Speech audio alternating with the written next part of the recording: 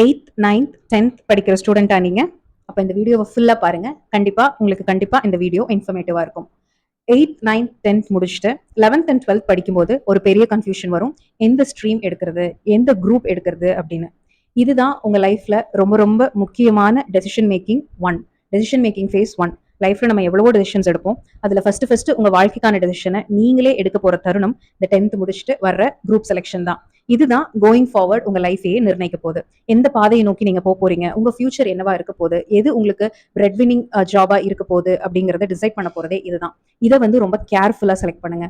Careful அப்படின்னா உங்களுக்கு பிடிச்சதா இருக்கணும். அதாவது எங்க அம்மா அப்பா சொல்றாங்க, எனக்கு இது வந்து எனக்கு பிடிக்கல, பட் ஆனா எங்க அம்மா அப்பா சொல்றாங்கன்னு நான் எடுத்தேன். என் பெரியப்பா பையன் இதை படிச்சுதான் வந்து மார்க் வாங்கினாங்க, என்னோட ஃப்ரெண்ட்ஸ் எல்லாம் இதை தான் எடுக்கிறாங்க, அதனால நான் இதை எடுக்கிறேன் அப்படின்லாம் எடுக்கவே கூடாது. சிம்பிளா சொல்லணும்னா, நண்பன் படம் எல்லாருமே பார்த்திருப்போம். அதுல ஸ்ரீகாந்த் சருக்கு வைல்ட் லைஃப் போட்டோகிராஃபி மேலதான் ரொம்ப இன்ட்ரெஸ்டா இருக்கும். அதை நோக்கி தான் அவர் போகணும்னு ஆசைப்படுவாரு. பட் ஆனா அவங்க அப்பா அவரை இன்ஜினியரிங் படிக்க வைப்பாரு. அவருக்கு இன்ஜினியரிங் சுத்தமா வராது. அதே நிலைமை தான் நம்மளுக்கும். எந்த கோர்ஸ் நம்மளுக்கு பிடிச்சிருக்கோ அது சம்பந்தமான குரூப்பை எடுத்து படிக்கிறது மட்டும்தான் புத்திசாலித்தனம்.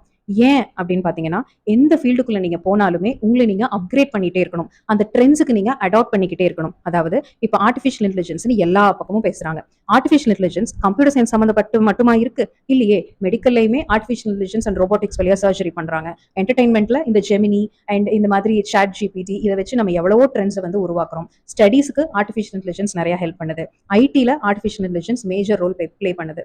அந்த மாதிரி உங்களுக்கு பிடிச்ச ஃபீல்டை எடுத்து நீங்க படிக்கிறீங்க, பிடிச்ச கோர்ஸ் எடுத்து நீங்க படிக்கிறீங்க அப்படின்னா தான் அந்த கோர்ஸ்ல இருக்கிற அப்கமிங் ட்ரெண்ட்ஸை உங்களால அடாப்ட் பண்ணிக்க முடியும். நீங்க எந்த ஃபீல்டுக்கு போனாலுமே, அப்பாடா 12th முடிச்சிட்டோம், காலேஜ் முடிச்சிட்டோம், இனிமேல் படிக்கணுங்கிற அவசியம் இல்லை அப்படிங்கறது மட்டும் நினைச்சிடாதீங்க.